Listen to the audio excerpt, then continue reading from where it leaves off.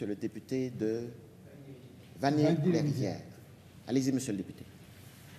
Merci, Monsieur le Président. Je vous félicite pour votre élection, d'ailleurs, et ainsi que je félicite l'ensemble de mes collègues.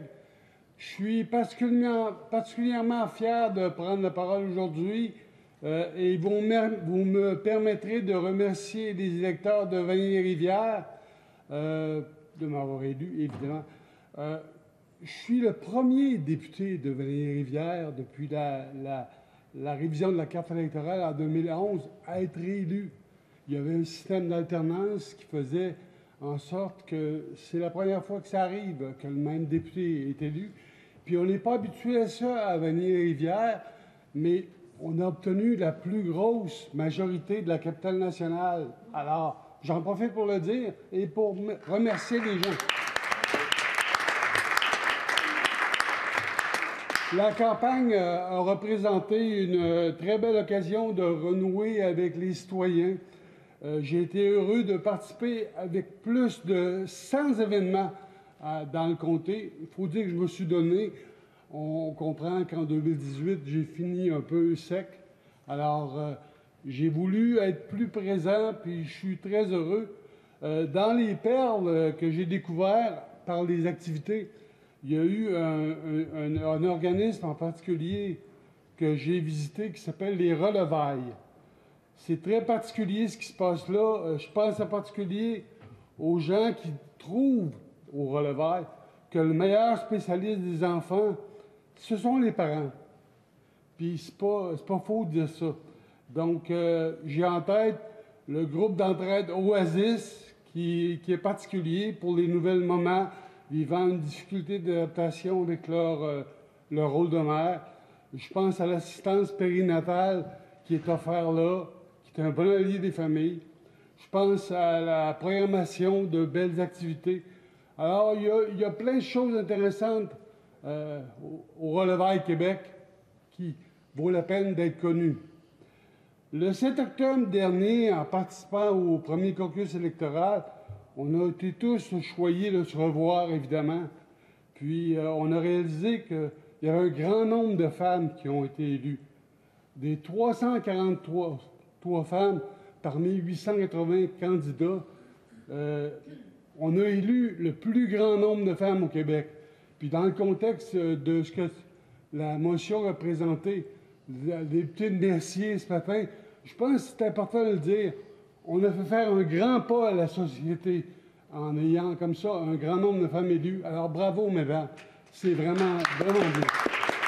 Très content.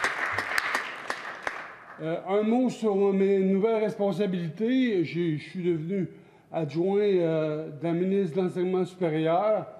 Je suis convaincu que l'éducation, avec tous mes collègues, c'est important pour le réseau collégial et universitaire.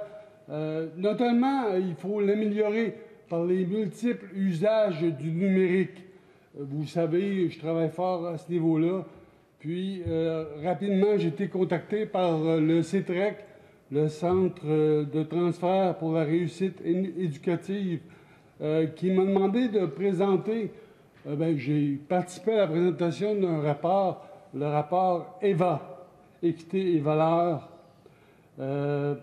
ajouté pour les usages numériques pour l'enseignement et l'apprentissage. Je vous encourage à aller voir dans ce document-là comment il est bien fait, puis que c'est une conférence de consensus.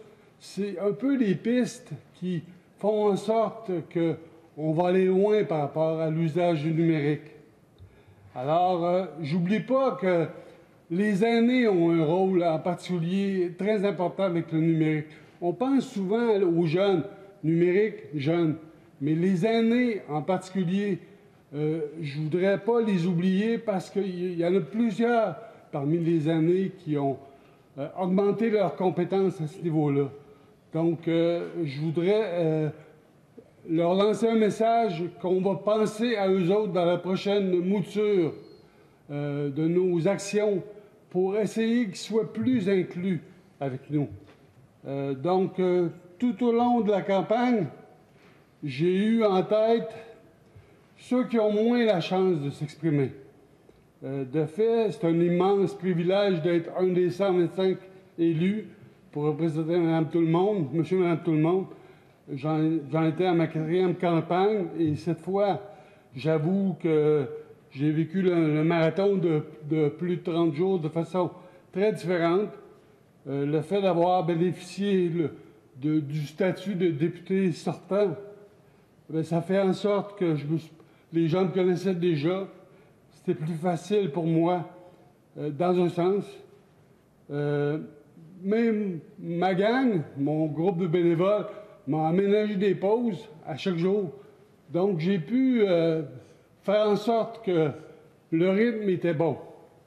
Puis c'était bon pour moi aussi. Je les remercie, mes bénévoles. J'ai eu plus qu'une vingtaine, une trentaine de bénévoles. C'est vraiment constructif de travailler avec eux. Parmi les différences, les gens que j'ai rencontrés au travers de la campagne, il y a plein de gens aussi qui m'ont interpellé par rapport aux différences. Puis je voudrais inviter les personnes handicapées en particulier qui travaillent avec... J'ai une personne que je croise qui s'appelle Kim Auclair, qui parle souvent de transformer les forces en différences. Il faut faire en sorte que les gens qui vivent des différences puissent reconnaître que ça peut être une force pour les gens. Donc, on a besoin, dans notre travail, de valoriser ça, de faire en sorte que les gens qui ont ces différences-là, bien, ils puissent, dans la société, avoir ça comme force. Alors, je m'arrête ici. Je m'engage dans cette 43e législature à travailler fort pour transformer nos différences en force. Et puis, je souhaite à tout le monde une bonne 43e législature. Merci.